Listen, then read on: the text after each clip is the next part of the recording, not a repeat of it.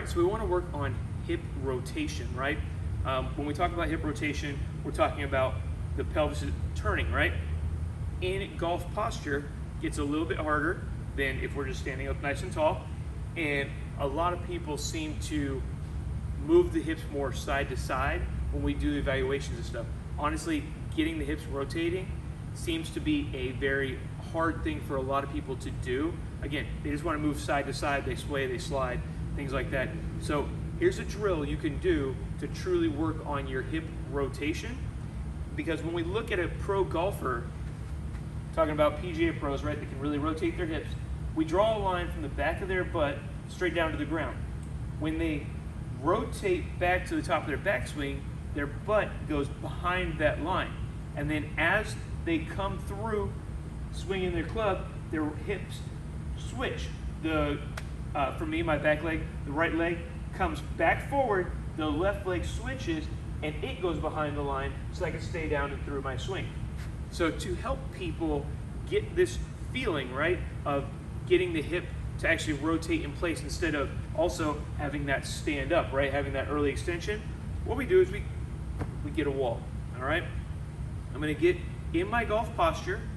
I want my butt in golf posture to barely be touching the wall. Don't worry, in a second here, we'll make it where you can see it. Then you can use your arms if you want. We can go arms across the chest, whatever you feel comfortable with, because we're working on our hips. I want to push into the wall with my back hip. So I'm going to the top of my backswing. Got my right hip pushed. I've loaded up my left leg. And then I want to drive through. Left hip goes in. Right hip comes off, right? And we're just going to go back and forth working on that. If you want to get more out of it, you just go forward. But so you can see it, I barely got my butt touching, right? As I go to the top of my backswing, my butt is now pushing into the wall.